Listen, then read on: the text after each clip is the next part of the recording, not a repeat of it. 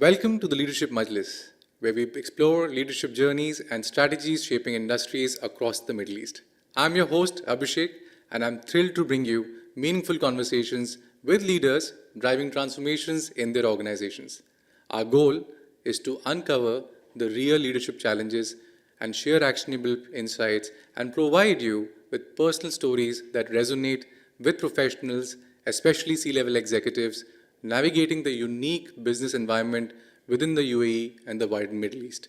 And for our very first episode, I'm incredibly honored to welcome an exceptional leader and someone I deeply admire, Najib Makarem. Najib is the CHRO of one of the leading holding companies in Abu Dhabi, and he's a seasoned expert in strategy, leadership, and innovation, with a career spanning decades in the Middle East.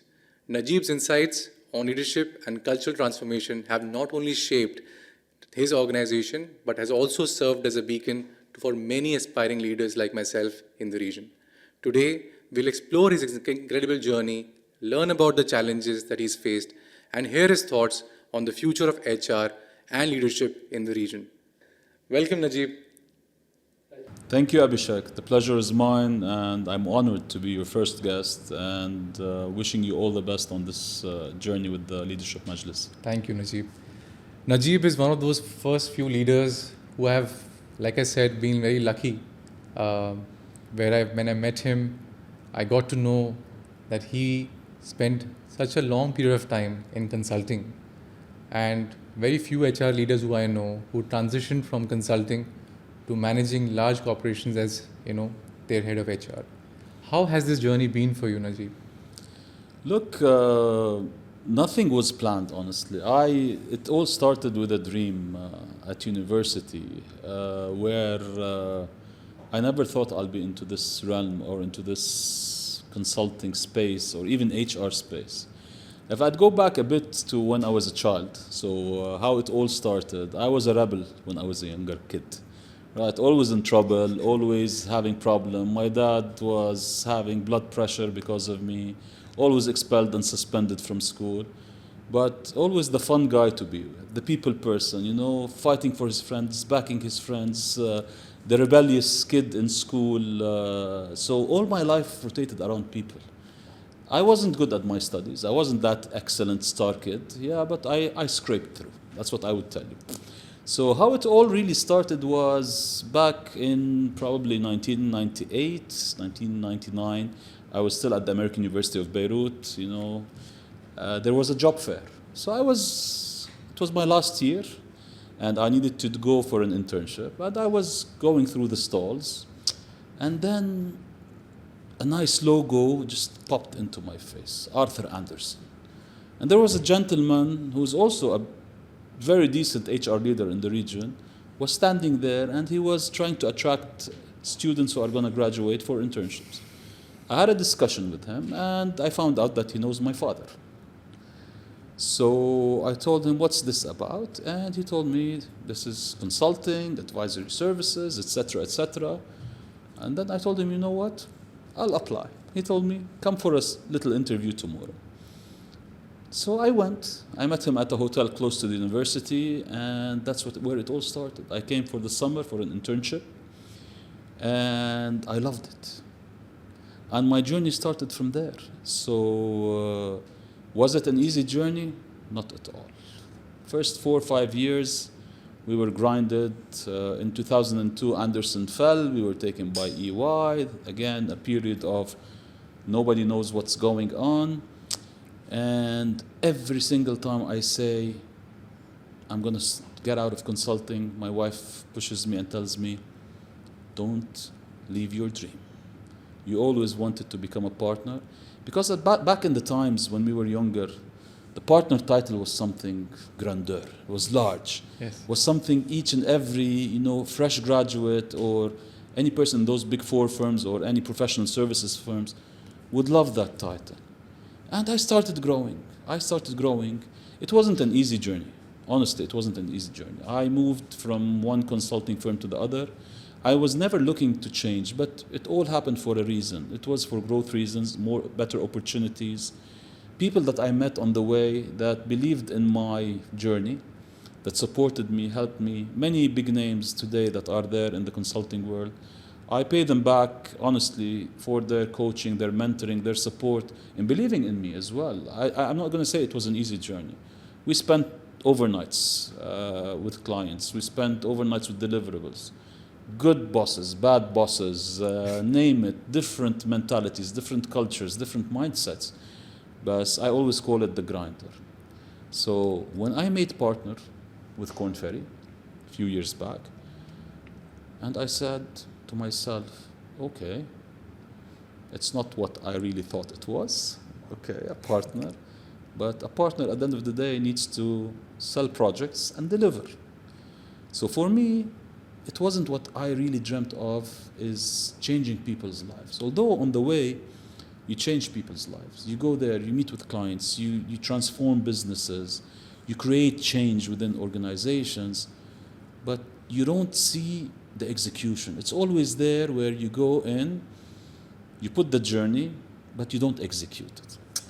And when I became partner, higher targets, higher مش عارف شو, timesheets, dashboards, all of that, okay, I was getting my targets, but is that something I want to do for the coming 20 years? And then an opportunity to move to the other side of the table came along. It took me time to really digest it, and it was a great opportunity. One of the also the biggest organizations in the region, they were looking for a group CHRO. But again, a person coming from a consulting background where I've never tested or tried the success of any framework or any solution that was put into motion, right? Although I've worked with different diversified businesses, from oil and gas to manufacturing to family businesses, FMCG, government and public sector, the whole 9 yards. And then I said to myself, you know what? I think it's time. Let's jump ship, move to the other side of the table. And that's where the reality started. I love it. I love what I do. I love all the ups and downs and the roller coasters that we go through. Again, if you have an objective, you have a mission, you have a vision that starts from within you on making the place you work in a better place. You make life easier for people, because it wasn't easy for me. I always had that thought that when I'm in charge, I'm going to make it better for people. I'm going to reward people in a better way. It's not only financial. A tap on the back to a person that's really working, a smile in the morning, a nice word to the T-boy in the morning, just tapping his, hugging him is enough. When you create and break all those boundaries with people and forget about your ego, that's where humanity comes into the workplace. That's where you can do it really in a workplace, because we spend 8-9 hours of our day at work. After work, we're on calls as well, probably with our colleagues and our stakeholders. But if you don't create that rapport and that relationship with people, then you're not a real leader. Najib, that's a very valid point, and I completely agree with your thoughts. I definitely see that we spend so much time with our colleagues at our workplace. In fact, at my end as well, when I'm driving my organization, sometimes it's very important to have high EQ than IQ when it comes to working with people, because that way it helps you to build deeper bonds and connections with your team and not just numbers. You mentioned about being a rebel, about someone who was very strong-headed, someone who's always taking care of his friends. I want to understand, coming in from Lebanon, a country with such rich heritage and culture, since you've moved into the UAE, what has impacted your leadership style when it comes to the culture? Right. I'm a kid who grew up in Abu Dhabi, by the way. So since early or late 1979, I came to Abu Dhabi. I was 2-3 years old, and I entered school. So I lived the UAE, the growth of the UAE, the development of the UAE, the culture of the UAE. And then in grade 9, I was expelled from school. So my dad sent me back to Lebanon. I told you I was a very naughty kid. I was expelled, so at that time the principal told him, he's either out, it's either him or me in school. So my dad took that difficult decision and he sent us to Lebanon. And it was at the time when things were calming down after the 17 years of civil war.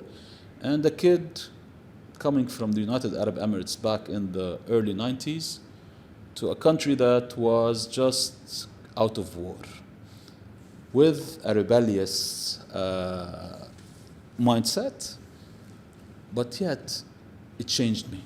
Those 6, 7, 8 years in Lebanon changed me, changed my life, changed my personality. I met the real world, right?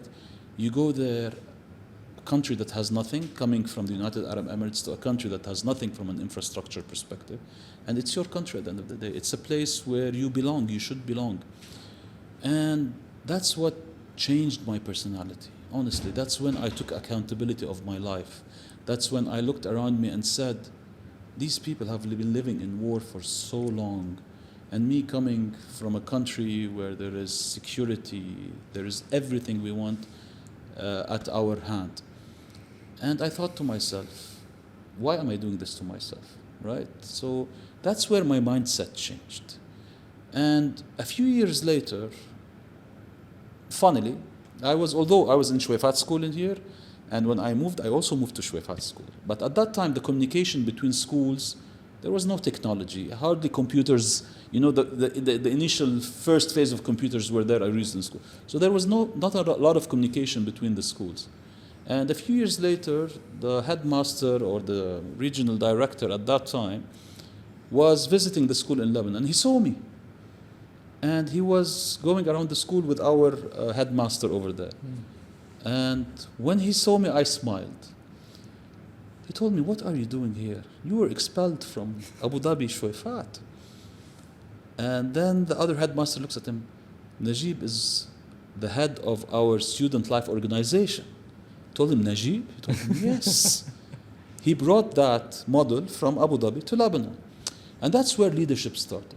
What's the difference? And what I'm trying to tell you is, at that time, the headmaster in Lebanon knew I was cheeky. He felt it. He read me. The first few weeks, I was in trouble, making problems. Then he called me into his office. He told me, you're coming from Shwefat, Abu Dhabi, right? I told him, yes. You've got the student life organization over there. I want you to build it here. So what did he do? He held me accountable. He gave me the power in a positive manner. He engaged me. He made me feel important, yet a boss between the kids in school. But not a boss to abuse, a boss to support and to engage. And the country coming out of war, we needed to change that mindset, that culture, how people react. And that's probably where it all started with me, right? Shifting my mindset from a negative, rebellious kid into an accountable kid that made perfect friendships with people, left touch on each and every one of the teachers. Even on the headmaster himself, he's still alive. Visited him a few years back. He still remembers all my cheekiness, yet I was head of the student life organization. But he used to always tell me, you never lied. Even if you were in trouble, you used to say that, yes, I did it. I'm the one who did this trouble. But that's what taught me, that's what carved out my personality and the personality I have today.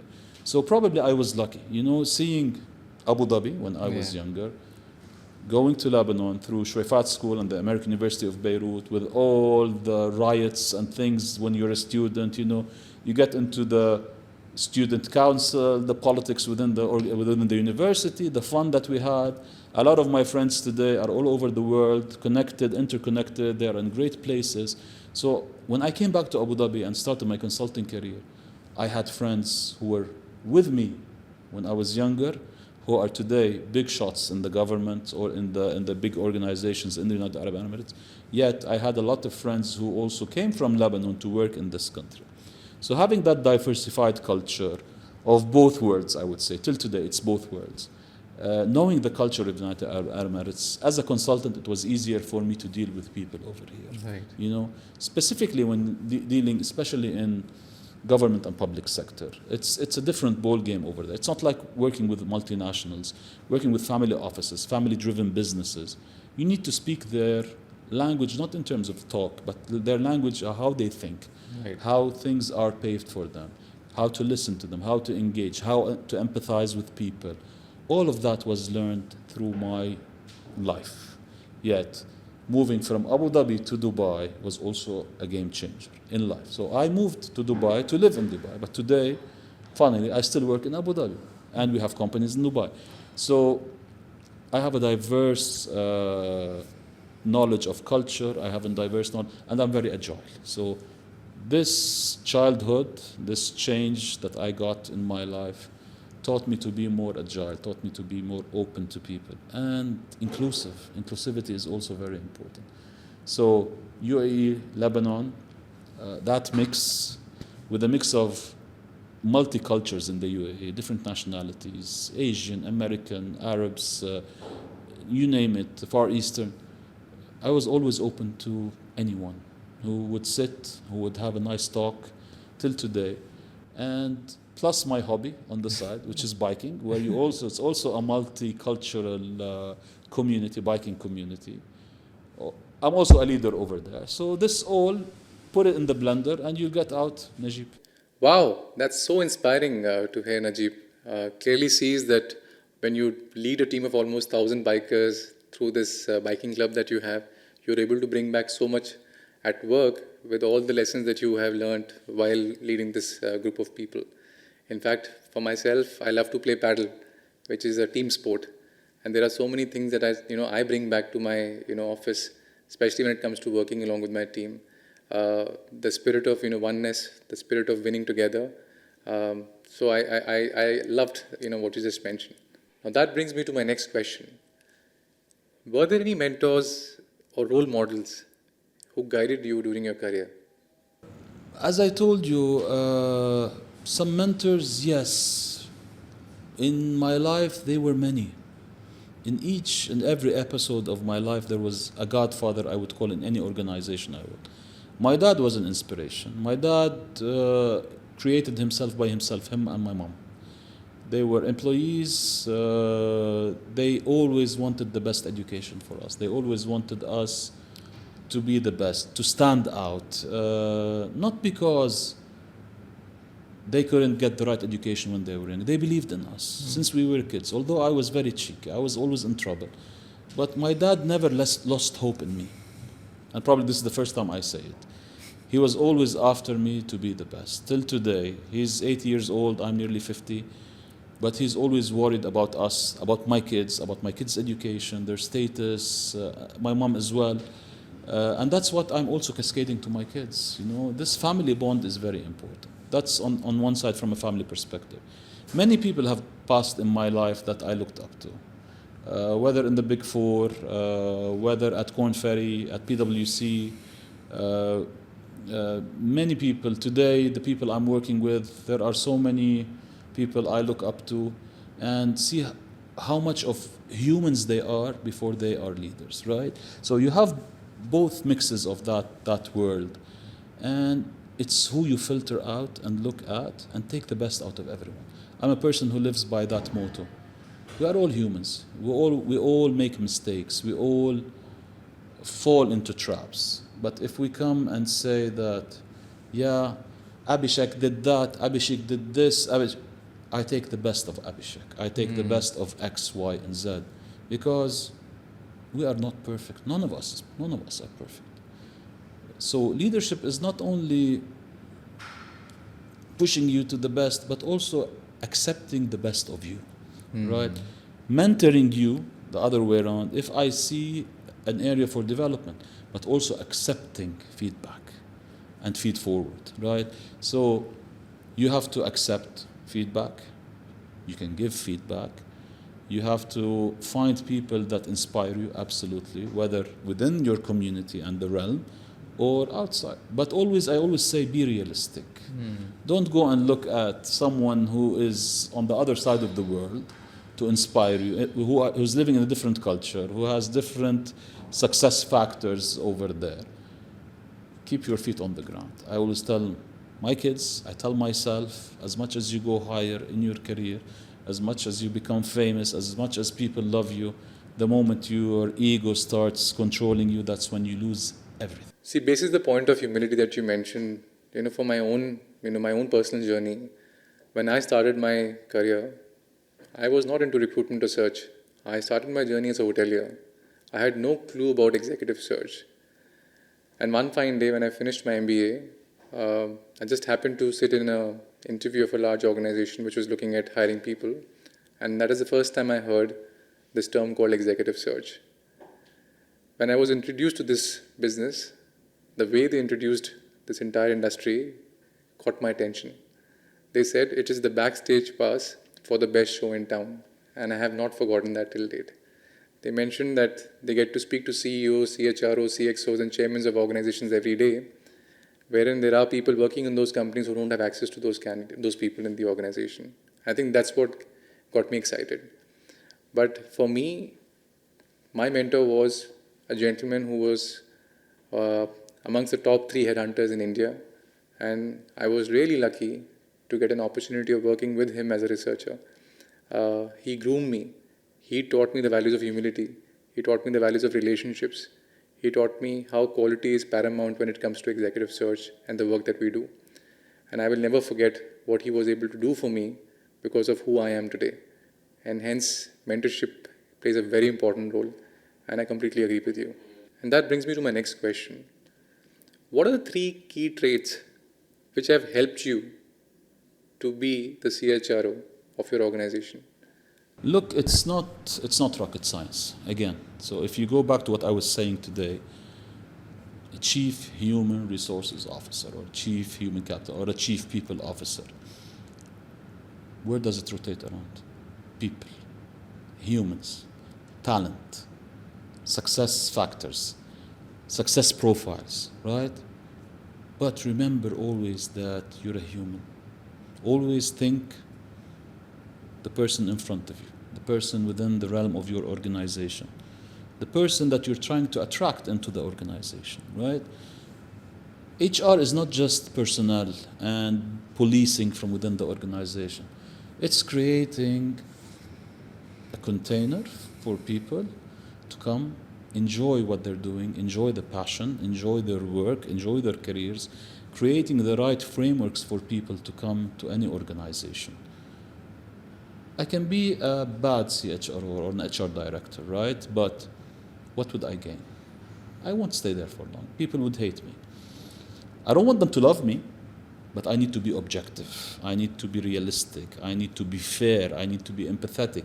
All of these small factors, if we drill into them, into what they really mean from a human perspective, you will then be a successful CHRO. HR is not just performance management, job description, job evaluation, talent acquisition, talent management. HR is being a human. And I believe in that very much. And I walk that every single day. There are times for fun. There are times to cracking a joke. There are times to listen to people, to absorb people, even absorbing your boss, right? That's a talent by itself. HR, where you need to read people's body language, their thoughts. You need to go into a person's brain and go through them. You call it psychology, I call it passion, right? So it's not just the office work that is done to become a CHRO. You can simply become an HR manager, managing the operational stuff and also managing the strategic stuff. Thus, if I want to go one level more to those real CHROs that out there in the market who I know have their hearts open, their minds open, their ears open to people, and who are creating an excellent vibe in the region and in Dubai and in the Emirates, I send them my respects because there are many people like me who think in the same way.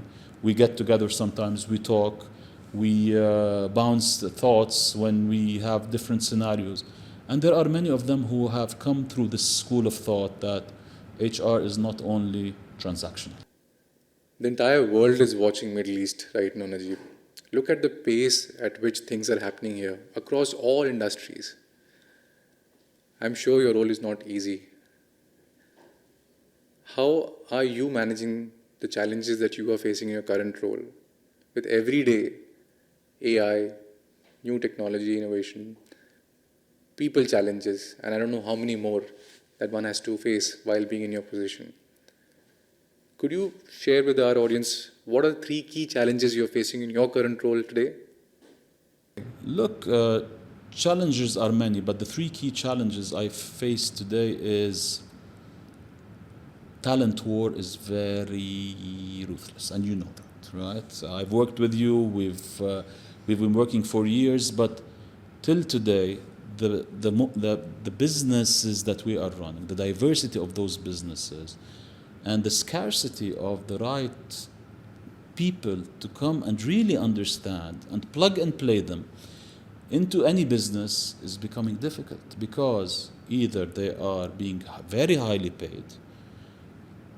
None of them are only thinking of the bigger picture. So when you want to, let's say, attract a C-level executive, you can open LinkedIn and check those names. You'll find many C-level executives.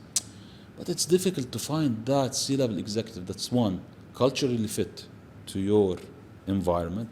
Number 2, understands that business and is ready to take those challenges. A C-level executive is not a person who sits in the office, and just waits for or delegates.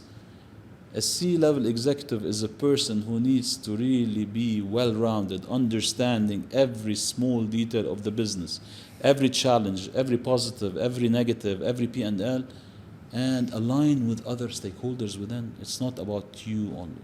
That's one. Managing politics within an organization. That's very challenging. HR is always in the middle of all of this, because HR is always, I always call it, the heart of the organization. Yes. The person who leads HR or the team that leads HR are always the punch bags in between different stakeholders within the organization.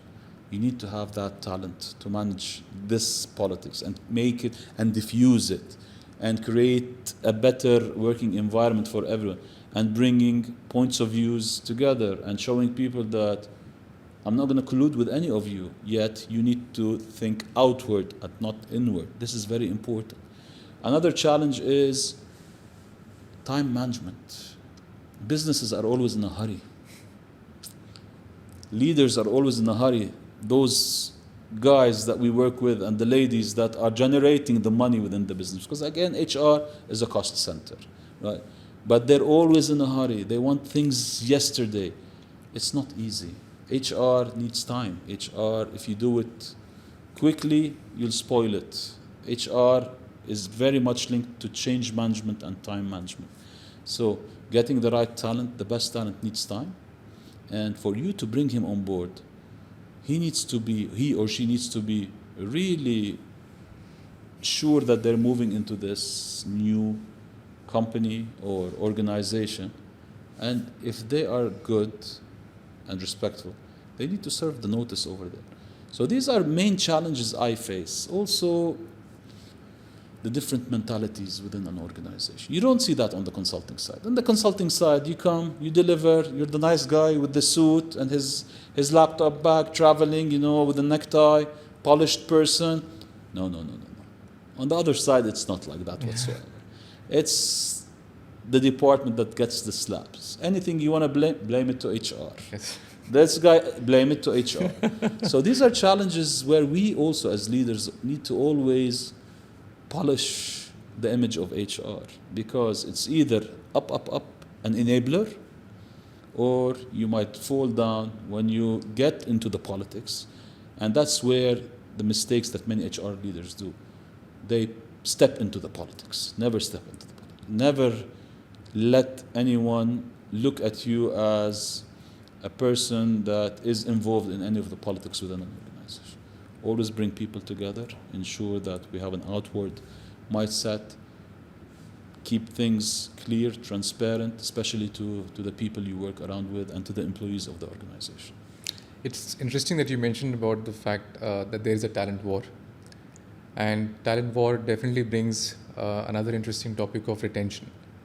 You have high performers in each and every organization, and there are always people on the lookout to attract them and see how they can get them enticed into opportunities in other enterprises. Could you throw some light on, how do you look at retaining high performers, which I feel is a big challenge in many organizations in the Middle East? True. With the growing, I would say, especially this region today, if you look at it, United Arab Emirates, Saudi Arabia, growing markets within this region specifically are not looking only today at only expats, right, or foreign expats from the Americas or from Europe.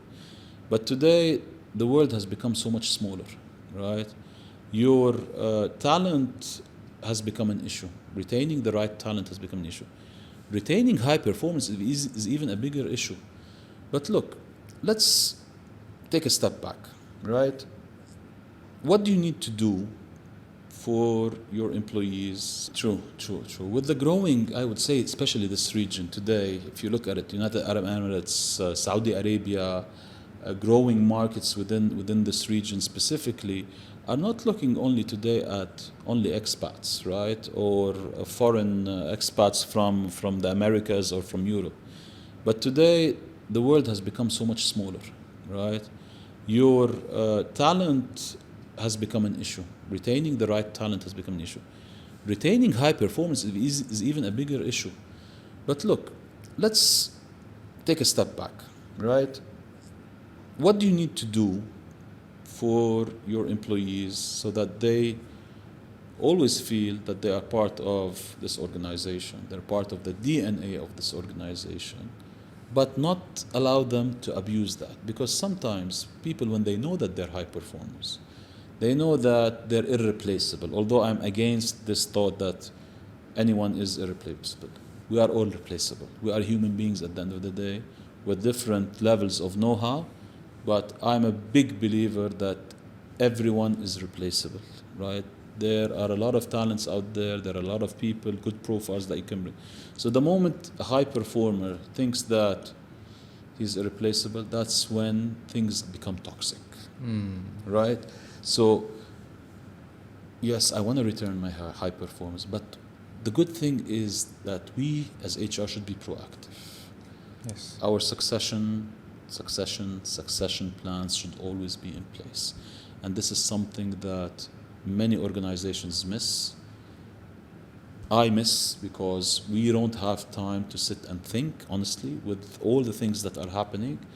Even from a consulting perspective, this module was always something that was dropped at the end of the day, honestly, because we don't think about it unless we lose somebody really important. Then we go and ramp up, yalla, let's do succession and all of that. Or it's succession on paper. We identify the strategic positions, we identify the hot seats, we probably identify the successor, but do we prepare the successor? We never prepare the successor.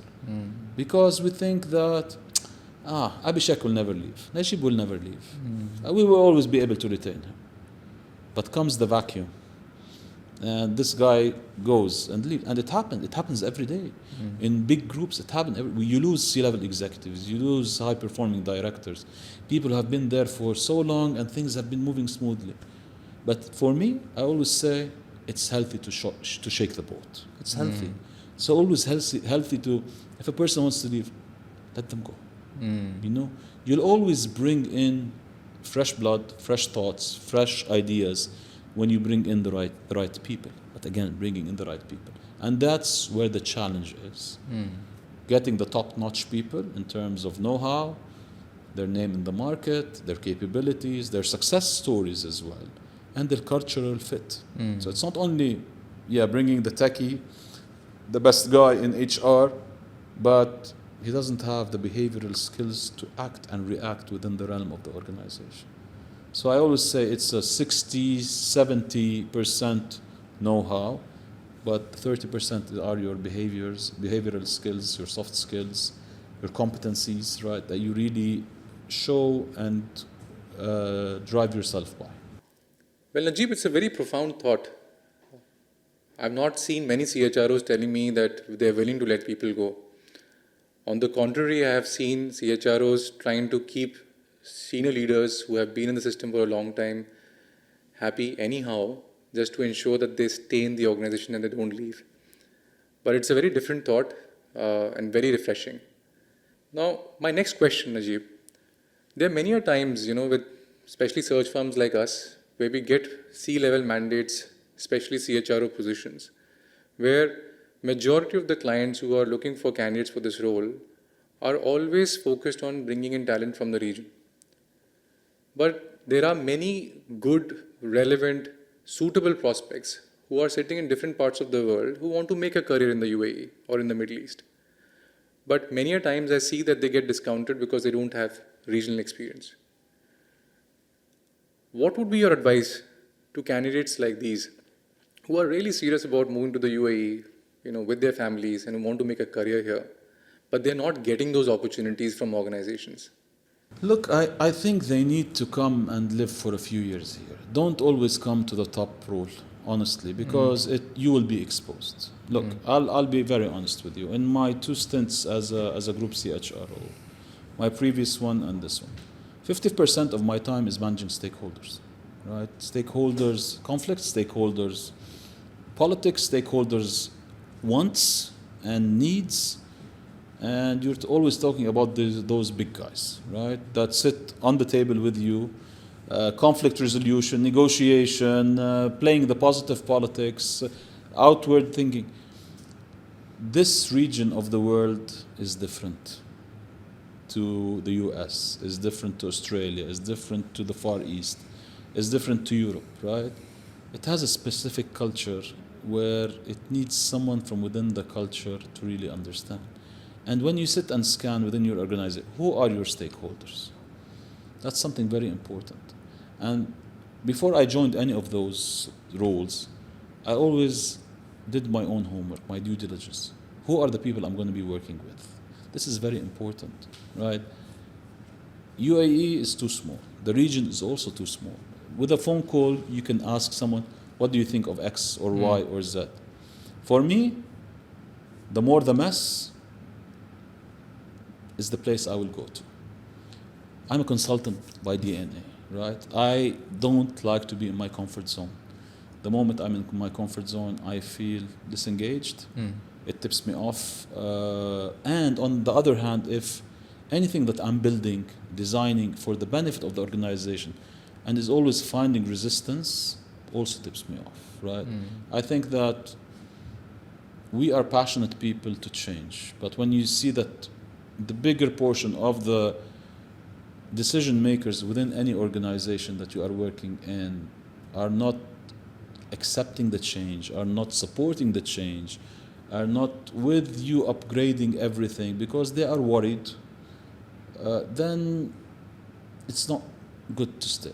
So what would those people coming from totally different cultures do? That's what I'm trying to say. So I really admire the way you own up your journey, Najib. Even though you took time to, become a partner, but you enjoyed the journey. I think that's what matters the most. With the way this entire landscape of Middle East is changing, there is an influx of talent coming from all walks of life, trying to get a job here, trying to find employment opportunities in all possible ways. I also see that there's a huge transformation happening within the region when it comes to the workforce. Looking at the next 10, 15, 20 years, with the way technology is evolving, client expectations are changing, governments are changing their ways and policies, in the way they're trying to attract talent. For a CHRO to be relevant, what are your thoughts on, what they should be doing in order for them to be relevant and not get obsolete? Coexist. 25 years ago, when I started my career, there was this new ERP, CRM, HRMS, financial modules. Guys, this is going to cut off all those jobs, and we're going to sit at home and all of that. Like the Matrix movie, right? When we watched it 20 years ago, but we're in it today. Yes. Coexist. We're still in our jobs. People are still doing what they do. AI is coming. Enable, get ready, readiness, change readiness, that's what it is, and coexist with it. Use it. I use it. I use AI today. I use it in my day-to-day stuff. Has it cut off my job? No. You still need humans to use AI the right way. AI will never come and tell you, Abhishek, sit at home. Coexist. Be ready. Be ready for anything that comes your way. When ChatGPT, the first version, came out 2 years, 3 years ago, we're on 4.0 right now. Did people lose their jobs? No, we're all using now ChatGPT. That's the Yes. simplest one. Yes. There are so many things that would come our way. The younger generation, if I look at my son today, my youngest one who's 12 and the eldest who's 22, that 10-year gap, they're totally different characters, totally different people, totally different mindsets. So the generations before were probably 40 and 50 years. Now you're talking every 5 years there's a new generation. But it's up to us to read, to be ready, to accept, to adapt, and to continue.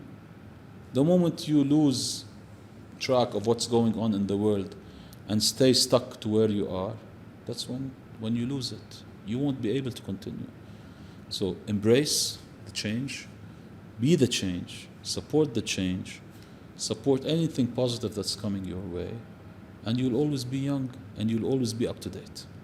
Najib, thank you so much for sharing your journey and insights with us today. It's been an absolute pleasure having you as the first guest on the Leadership Majlis. Thank you so much. To our listeners, thank you for tuning in today. Don't forget to share your thoughts and connect with us for more inspiring conversations. If you've liked today's podcast, please don't forget to follow us. Thank you, and I'll see you again.